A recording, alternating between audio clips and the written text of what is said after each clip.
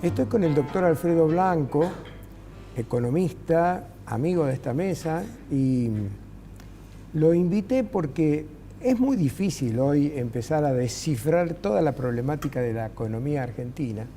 Pero bueno, él es profe, sabe mucho de esto y bueno, esperemos a ver cómo podemos llegar al alumbramiento de alguna nueva idea al respecto.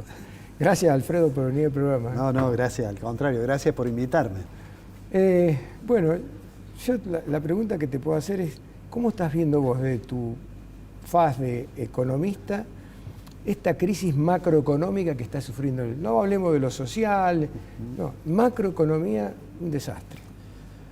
Bueno, yo creo que además hemos avanzado un paso más rumbo al abismo, digamos, porque después de la elección primaria, con el resultado que fue de alguna manera inesperado, pero al margen de eso, generó un nivel mayor de incertidumbre.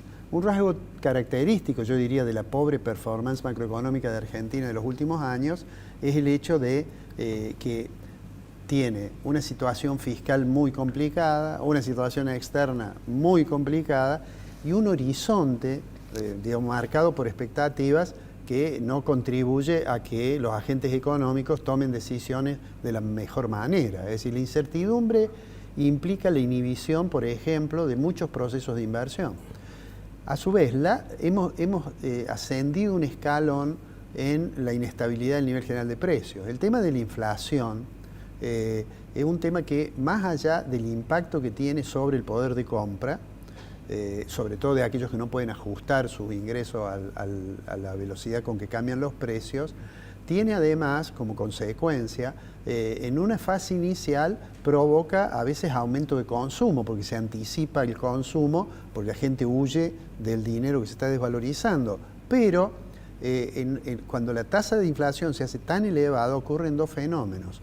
Uno, que empieza a haber una inercia inflacionaria, es decir, por más que mañana dijeran, vamos a parar la inflación, hay un componente en los contratos de inflación que es difícil de manejar. Por eso, por ejemplo, en el plan austral, que había un componente, porque la inflación era muy alta, en junio del 85, cuando se anunció el austral, la inflación fue en un mes 29%. Entonces se le puso aquello que recordamos, los que somos más grandes, digamos, recordamos cómo se llamaba el desagio.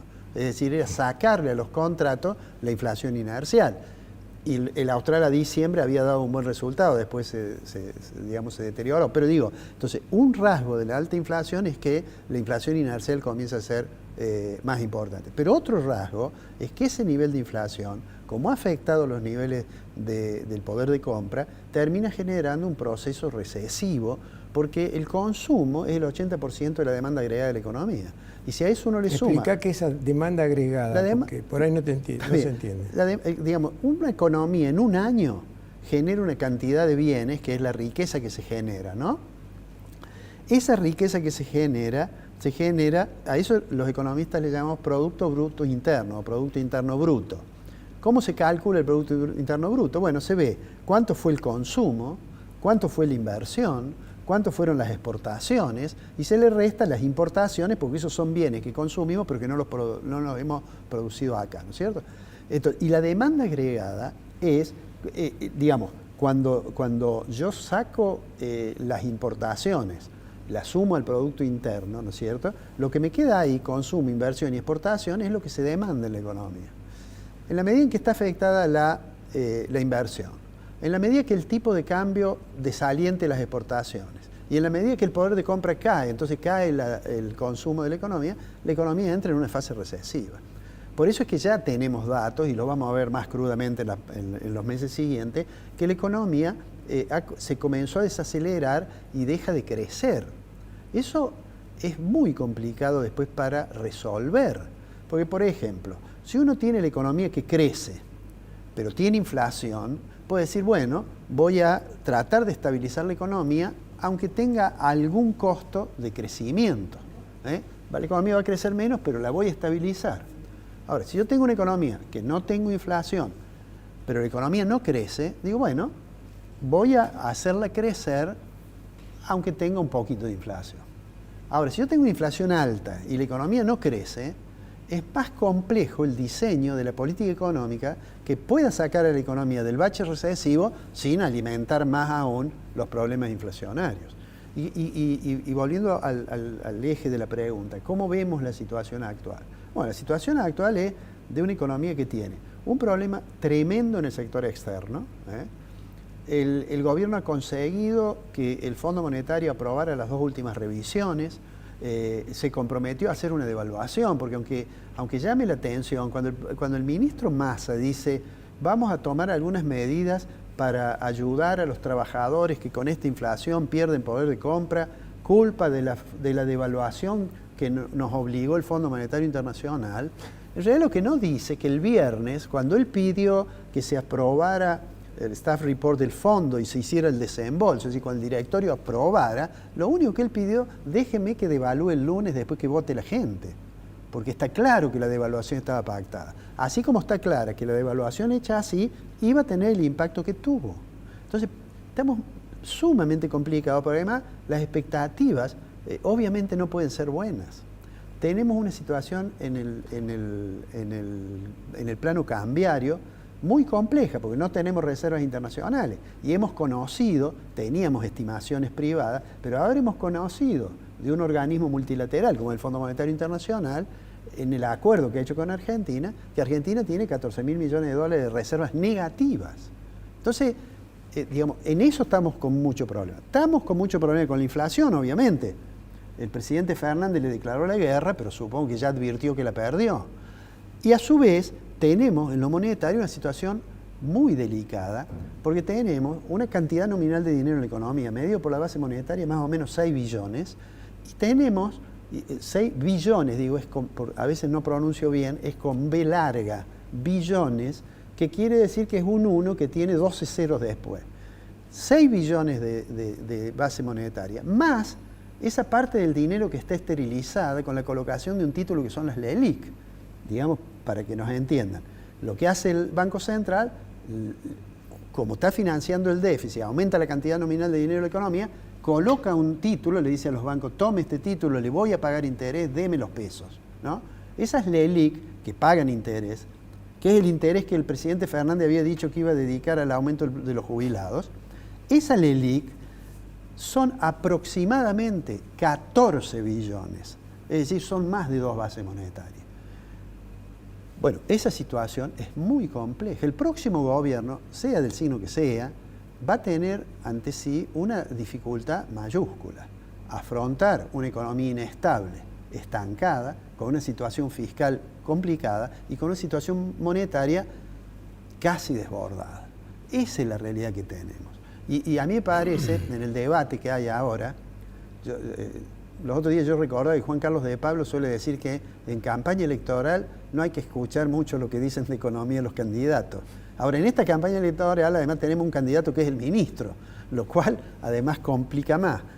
Pero a mí me gustaría que el debate de muchas ideas que han surgido, que se discuten, si vamos a dolarizar, si va a haber 2 monedas, si vamos a una convertibilidad, cualquiera de esas discusiones, que se hiciera con información y seriamente, porque a mí me da la impresión, más allá de que en el voto la gente seguramente pondera otras cosas y tiene una dosis de emotividad del voto, pero me gustaría que fuera un debate serio, el debate de los problemas, porque tenemos un problema realmente mayúsculo en materia macroeconómica. Dolarización, bimonetarismo o convertibilidad. ¿Cuál te gusta más de los tres? Bueno, para el futuro, ¿no? Está bien la pregunta, porque son 3 cosas distintas, sí, que a veces en el debate se confunden. Dolarización es decir, mira, a partir de tal momento, si usted tiene pesos, concurra al banco, se lo van a cambiar por dólares. Si usted tiene activos nominados en moneda doméstica, usted mañana va a ver que en la cuenta corriente, en la caja de ahorro, va a estar en dólares. Esa es la dolarización. La bimonetarización... Perdemos el señoriaje ahí, ¿no? Claro. La capacidad de imprimir billetes. ¿En qué está inspirado eso? Eso te iba a decir. Eso está inspirado en una idea que no era de una moneda doméstica contra el dólar, sino que era la idea que las monedas nacionales le daban la posibilidad a los estados de emitir más, y entonces eso generaba un proceso inflacionario. En la historia se ha discutido muchas veces este tema. A ver, el príncipe a veces violaba, digamos, el contenido fino del metal precioso de una moneda. Bueno. Pero la presentación más acabada de la idea esta, de decir, ¿por qué no suprimimos la moneda nacional para que no pueda ocurrir eso? Pertenece a un economista que fue laureado con el premio en homenaje a Nobel en el 74, si no me es infiel la memoria, que es von Hayek. Von Hayek escribió un libro que se llama La nacionalización del dinero, que el argumento es, si yo les saco la posibilidad de que hagan dinero los estados, le voy a estar sacando la posibilidad de que generen inflación. Ahí la idea de él, ¿cuál era? Dejemos que haya varias monedas, que haya los bancos privados puedan emitir moneda y que la demanda del mercado va a ir eligiendo cuál es la moneda y se van a cuidar todos de mantener el valor de su moneda por competencia. Ese es el razonamiento de ese libro, ¿no? Digo como una nota a pie de página que von Hayek creía que el euro no iba a funcionar. Pero, digamos, funcionó razonablemente. Después, en 1974, Sí. von Hayek, en nombre de la escuela austríaca, hace ese tema. Pero en 1976, el premio Nobel Milton Friedman le dice, bueno, guarda que tenemos que tener cuidado con esto, ¿no? Sí, sí. Bueno, ahí hubo una discusión con los cuantitativistas de Chicago, porque no tenía exactamente la misma visión. Pero a lo que voy es a esto. Esa idea de decir, yo le saco esa facultad, es la que inspira esto de la dolarización. En la bimonetización no, la bimonetización es decir, cambiemos las leyes para que se pueda transar en dólar o en pesos, y eso gradualmente va a hacer que la gente elija la mejor moneda y se va a ir estabilizando. Y la convertibilidad, bueno, esa la conocemos más, es un régimen de tipo de cambio fijo, convertible el peso al dólar, 1 a 1 en aquel momento. Y para la situación actual, para vos, ¿cuál funcionaría mejor? Yo creo que la convertibilidad y la dolarización ambas comparten un problema, aunque son cosas distintas. Y es que yo necesito alguna disponibilidad para efectivamente canjear la parte de pesos que quiera canjear. Por ejemplo, si tengo 20 millones entre la base monetaria y la ELIC, ¿no es cierto? Y si supongamos que consiguiera 15.000 millones de dólares para destinar a eso, al canje, ¿cuánto sería el tipo de cambio? Bueno, en ese caso, el tipo de cambio sería mucho más alto que los 390 que tenemos ahora. En una cosa optimista sería 700, en una cosa menos optimista llegaría a 1.500, o sea que tiene implícito una devaluación. Lo mismo ocurrió con la convertibilidad. No lo recordamos, la convertibilidad bajó la inflación.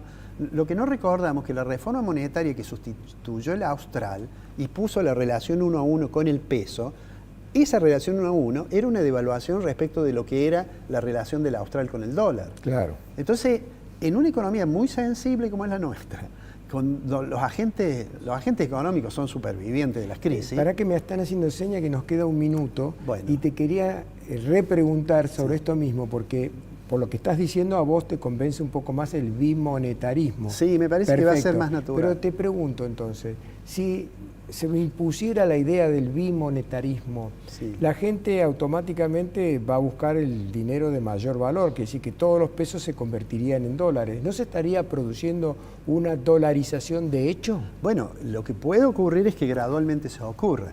Porque cuando hay dos monedas, una que es buena y una es mala, eso en economía se conoce, en función de un mercantilista, se conoce como ley de Gresham. Es decir, se dice, la moneda mala desplaza a la buena de la circulación. ¿Qué quiere decir? Yo tengo 100 dólares en este bolsillo y tengo 1.000 pesos en este bolsillo y voy acá al kiosco de la esquina y compro un sándwich y dice, bueno, ¿cuánto es? Yo le voy a tratar de pagar con los pesos, no con los dólares, ¿no es cierto? Entonces va a haber un proceso. La velocidad de ese proceso también va a depender de otras medidas, de política monetaria y de política cambiaria, por supuesto. En el caso digamos, de la dolarización, a mí me da la impresión que fue inicialmente planteada de una manera muy fuerte para discutirla. Pero me da la impresión que cuando yo escucho a algunos economistas que adhieren a esa idea, que no todos tienen la misma, pero que comparten, por ejemplo, trabajar en el equipo económico de Milei.